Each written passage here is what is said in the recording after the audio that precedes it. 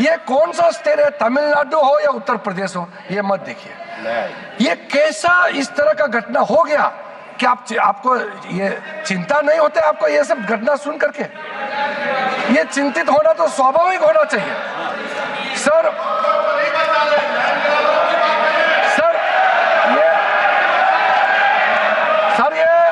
ये सुन नहीं पा रहे हैं और विषय को भटकाने के लिए तरह तरह का बातें यहाँ किया जा रहा है। सर सूरत म्युनिसिपल कॉर्पोरेशन के बारे में सोचिए, ये सब कोई प्राइवेट लैंड तो है नहीं। सूरत म्युनिसिपल कॉर्पोरेशन का पूरा हेडक्वार्टर को वक्फ प्रॉपर्टी डिक्लेयर कर दिया गया है। आप सोचिए सर, ये कैसे कर सकता है? आप सोच सकते हैं क्या? देखिए, मैं बाय डेफिनेशन मैं एक बौद्ध हूं, मैं हिंदू भी नहीं हूं, मैं मुस्लिम भी नहीं हूं, मैं क्रिश्चियन भी नहीं हूं, लेकिन मैं सब धर्म को मानता हूं। लेकिन इसको आप लोग बार बार धर्म को लेकर के मत देखिए। कोई भी इस देश का नागरिक सरकारी जो म्युनिसिपल कॉर्पोरेशन क्या किसी का प्राइवेट प्रॉपर्टी है? हो सकता है क्या? म्युनिसिपल प्रॉपर्टी का जमीन आप कैसे वक्त डिक्लेयर कर सकते हैं सर? सिट डाउन राजा, आप बैठिए, डिस्टर्ब मत कीजिए, फायदा नहीं है। मैं अभी यील्ड नहीं करूंगा सर। मैंने शांति से आप लोगों का बात सुना है सर। कर्नाटका स्टेट का तो कमाल है सर, आप सुनिए ध्यान से। कर्नाटका स्टेट का 2012 में कर्नाटका माइनॉरिटी कमीशन का रिपोर्ट का सुनिए। जो रिपोर्ट मेरे सामने में आए हैं 2012 में कर्नाटका स्टेट माइनॉरिटी कमीशन के रिपोर्ट में कहा गया कि कर्नाटका वक्फ बोर्ड ने 29,000 एकर्स ऑफ लैंड को कमर्शियल पर्पस में कन्वर्ट कर दिया। और इसको अगर आप हिसाब किताब करोगे तो आप समझ सकते हैं। लेकिन सबको मालूम है वक्फ प्रॉपर्टी को किस पर्पस में आप इस्तेमाल कर सकता है। ये रिलीजियस पर्पस के लिए, चैरिटेबल पर्पस के लिए और पायस पर्पस के लिए यूज कर सकते हैं। लेकिन आप मनमानी कर रहे हैं। तो एक कर्नाटका स्टेट वक्फ बोर्ड का इतना मनमानी कर रहे थे तो कम से कम बाकी तो नहीं सही, कम से कर्नाटका से जितना कांग्रेस एमपी तो कम से कम बोले ना इसमें। ये आंखों के सामने में इतना बड़ा घपला हो रहा है सर। एक इंडिविजुअल केस फिर मैं साइड करना चाहता हूं सर। डॉक्टर बारिये बुशरा फातिमा का केस सर, ये लखनऊ का है अखिलेश जी, ये चिंता नहीं करना। और ये शायद आप मुख्यमंत्री थे तो उस समय ये आपको किसी ने बताया नहीं क्या? बेचारे वो महिला अपने बच्चे के साथ में किस मुश्किल हालात में जी रहे हैं, किस मुश्किल हालात में जी रहे हैं। लेकिन अगर हम वक्फ बोर्ड का जो अभी सिस्टम है अगर अमेंडमेंट नहीं किया गया तो जो प्रॉपर्टी इनका पिताजी जो अगर गुजर जाएंगे तो ये सारा प्रॉपर्टी उसको और उसको बच्चे को नहीं मिलेंगे। तो क्या हम इंटरवेन नहीं करना चाहिए ऐसे समय में? उनको इंसाफ देने के लिए क्या हमको कदम नहीं उठाना चाहिए? तो इसीलिए सर ये इसमें आप धर्म को मत जोड़िए, इंसाफ की नजर से देखिए सर।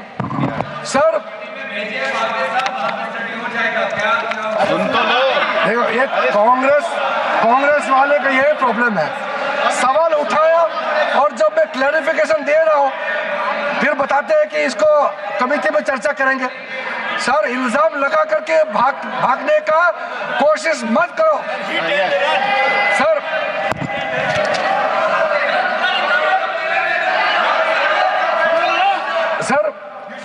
हमारे पास में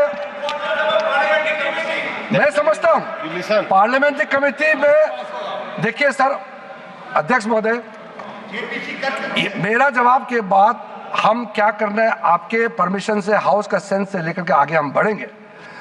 मगर जो इन्होंने इतना मेंबर्स आपके परमिशन के बाद बोला, झूठे बातें प्लस भ्रम फैलाया, असत्य बात है, असत्य है, ठीक है।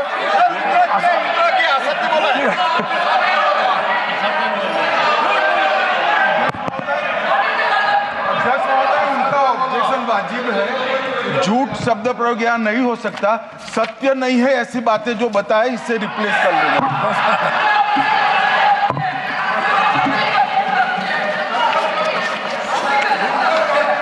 सर, तो सर वो बात अभी गृह मंत्री जी ने भी क्लैरिफाई किया है। असत्य और भ्रामक बोल दीजिए ना। असत्य की आप बात किया वो आप भी मान लीजिए असत्य है सर। और भ्रामक जो प्रोविजन मेन कंटेंट, मैं कंटेंट का जो प्रमुख बिंदु है उसको आपको बता करके अपना बात को समाप्त करूंगा सर। इस बिल में सर जो टाइटल है, ये टाइटल को हमने चेंज किया है सर। टाइटल इसलिए है कि जब बिल पेश करता है तो उसका एक फ्यूचरिस्टिक विजन और इंटेंट सामने में आना चाहिए सर। अब ये बिल आज जो पेश किया जा रहा है उसका नाम होगा United work act, management empowerment efficiency and development act 1995, short में उम्मीद। इसलिए मैं उम्मीद करता हूं कि आप जरूर इस बिल के प्रावधानों को समझते हुए आप पुरजोर समर्थन करेंगे सर। सर एक टाइटल जो है हमने डेफिनेशन में जो चेंज कर रहे हैं, जो भी किसी भी प्रॉपर्टी को जो अगर आप डिक्लेयर करना चाहते हैं तो डिक्लेयर करने का आपका अधिकार तो होना चाहिए। 2019 में जो चेंज किया वो बहुत डेंजरस था सर। 2013 में क्या किया, कोई भी आदमी वक्फ डिक्लेयर कर सकता है। हमने कहा बिल्कुल नहीं कर सकते हैं, जो मुसलमान है वही वक्फ क्रिएट कर सकते हैं और नॉन मुसलमान नहीं कर सकते। नहीं तो सर ये फ्यूचर में जब जवाब देते समय हम डिटेल बोलेगा कि इसका डेंजरस कॉनोटेशन क्या हो सकता है। और किसी को भी आप वक्त टाइटल डिक्लेयर करने के लिए इजाजत देंगे तो फिर ये कैसे हो सकता है सर।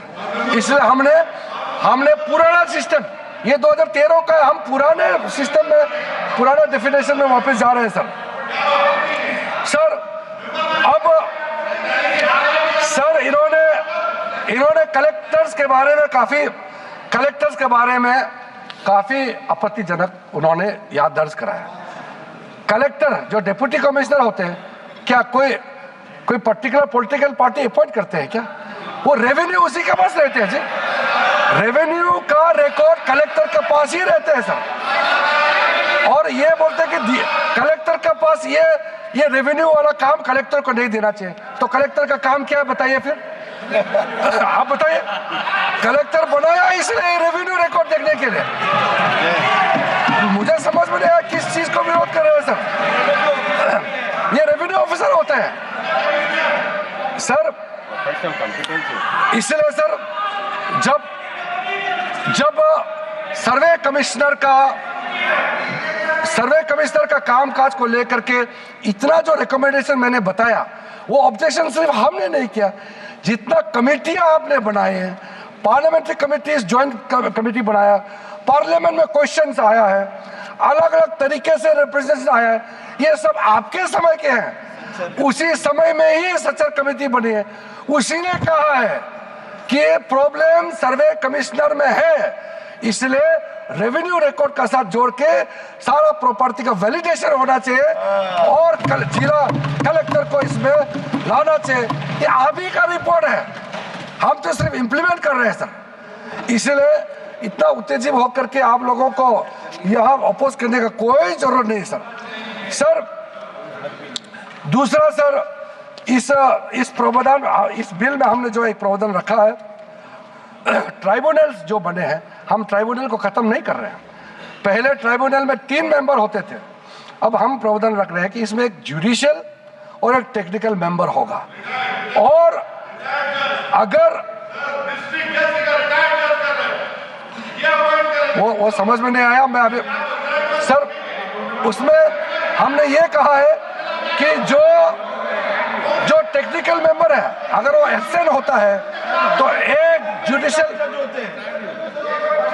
सर इनको मालूम नहीं है इस देश में जितना भी ट्राइब्यूनल बनाते हैं, कमीशन बनाते हैं, और रिटायर्ड जज ही बनाया जाता है। जितना ट्राइब्यूनल में उसमें टेक्निकल मेंबर जो होते हैं वो अधिकारी को बनाया जाता है, लेकिन जो जुडिशियल मेंबर होता है वो रिटायर्ड जज ही होते हैं। इतना तो समझना चाहिए, 5 बार MP हो चुके हैं। सर हम लोग 7 आए हैं लोकसभा में, इतना तो जानना चाहिए। हम लोग एक समय चुन के आए, एक समय हम लोग एक साथ में आए थे, अभी तो इसको ये मालूम नहीं है। सर टोटल केस ट्राइब्यूनल्स के अंदर में 12,792 केसेस आज वक्फ बोर्ड्स में पेंडिंग है। 19,207 ट्राइब्यूनल्स में पेंडिंग है। क्यों इसको हम लोग डिस्पोज नहीं कर सकते हैं? क्या आप चाहते हैं कि ऐसे ही पड़े रहे? आप सोचिए सर। इसलिए सर टाइमलाइन हमारे लिए बहुत जरूरी है। न्याय मिलना चाहिए, लेकिन समय पे न्याय मिलना चाहिए। इसीलिए सर इस नए बिल में प्रावधान किया, मैं सदन में आपके माध्यम से रखना चाहता हूं। अब हमने टाइमलाइन सेट कर दिया है। फाइलिंग जो भी होता है उसका अपील 90 डेज के अंदर में होना चाहिए और डिस्पोजल ऑफ द केसेस 6 महीने के अंदर होना चाहिए। अब ये बिल पास होने के बाद ये जो हजारों केसेस पेंडिंग है, इसका पूरा का पूरा साफ हो जाएगा, निवारण हो जाएगा, सेटलमेंट हो जाएगा। इसमें क्या दिक्कत है? जल्दी न्याय मिले तो ठीक है ना सर। दूसरा इंपॉर्टेंट, बस मैं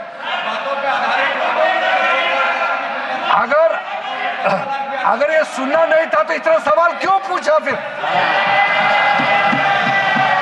इतना पूछा तो कम से कम सुनना चाहिए। आप सवाल पूछ के भाग जाना चाहते हो, ऐसा हम करने नहीं देंगे।